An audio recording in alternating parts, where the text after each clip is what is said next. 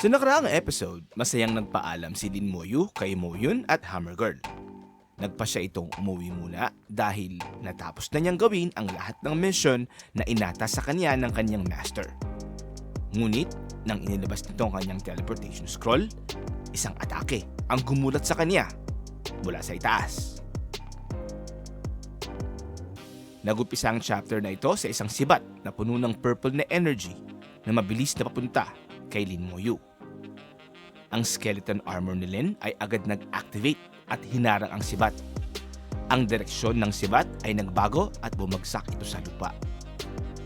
Nagulat si Lin Moyu sa biglaang pag-atake. Habang tinitignan ng sibat, napansin niya kung gaano ito kalakas.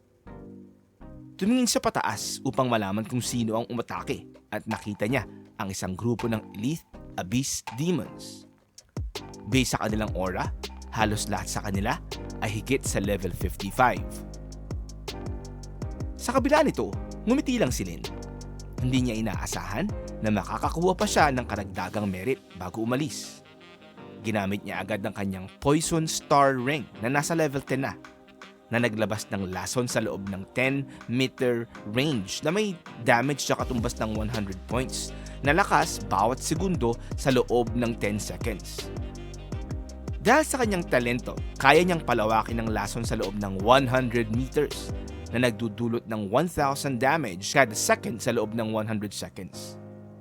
Nang makita ng mga Abyss Demons ang birding lason, huminto sila.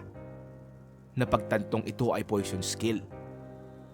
Samantala, ginamit nila ang kanyang slow curse skill. Lumabas ang mga slow curse chains mula sa lason at itinali ang mga Abyss Demons. Nabigla ang mga ito sa kakaibang curse skill ni Lin. Dahil dito, bumagal ang galaw nila. Napaisip ang mga demons. Tao ba talaga siya o boss? Paano siya nakapag-combine ng poison at curse skills? Biglang may isang demon na naiiba sa grupo.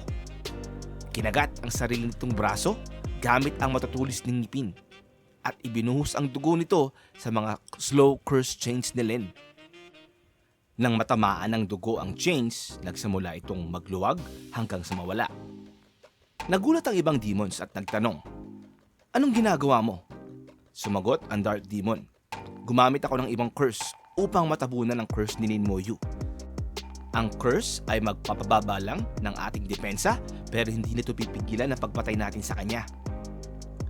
Ngumiti si Lin at sinabing, "Ang talino mo, pero pagbaba ng defense, hinahanap mo lang ang sarili mong kamatayan." Dahil sa curse ng Dark Demon, nawala ang slow curse chains ni Lin at sabay-sabay na umatake ang mga demons habang sumisigaw, "Lin Moyu, patay ka na! Inutos ng Demon King na patayin ka. Tanggapin mo na ang kapalaran mo."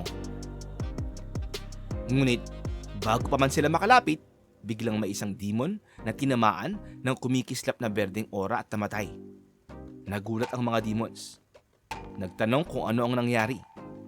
Biglang lumabas ang skeleton fangs ni Lin mula sa lason at tumama sa mga Abyss Demons.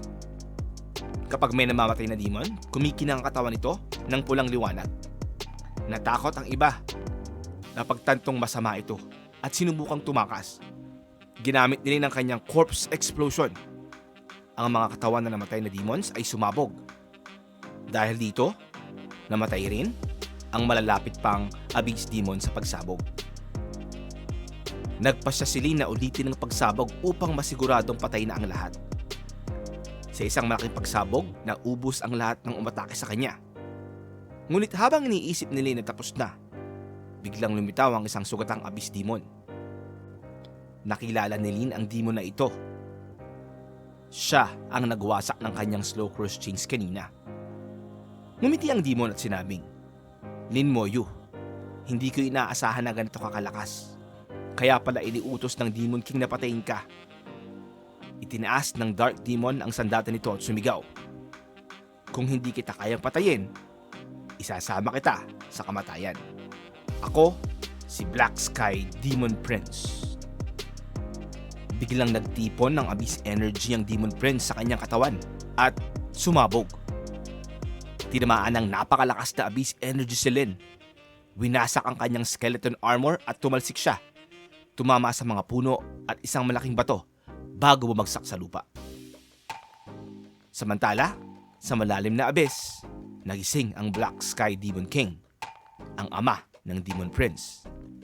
Galit na galit siyang nagtanong kung sino ang pumatay sa kanyang anak. Gamit ang isang ritual, muling nabuhay ang Demon Prince mula sa Abyss Flames. Lumuhod agad ang Demon Prince after niyang ma-revive. Habang galit na tinatanong ng Demon King kung ano ang nangyari at kung sino ang pumatay sa kanya. Sinabi ng Demon Prince na siya mismo ang nag-self-explode. Nabasa ng Demon King ang kanyang isip at natukoy na si Lin Moyu, isang human necromancer ang may kinalaman. Batid niya na isang genius si Lin Moyu at tiyak niyang ito ay kayamanan ng mga humans. Napansin niya rin ang aura ng succubus queen sa katawan ni Lin Moyu, kaya napagtanto niya na siguro ay matagal na itong target nito. Nag-decide itong bumisita sa succubus queen para makakuha ng iba pang impormasyon. Samantala, mula sa ilalim ng mga bato, lumabas si Lin na bahagyang sugatan lamang. Maswerte siya at gasgas lamang ang natamo niya. Sa tulong ng kaniyang summon health link at damage transfer skills. Dahil nakita niyang mababa na ang health ng kaniyang skeletal army ay nag-decide siyang umuwi na. Muli niyang inilabas ang kaniyang teleportation scroll and this time, hopefully ay wala nang umabala sa kanya. Isang commercial na panel muna. Kung hindi ka pa nakakapag-like, ay ngayon mo na gawin. Mag-subscribe ka na din dahil marami pa tayong kwentong pagsasaluhan in the future.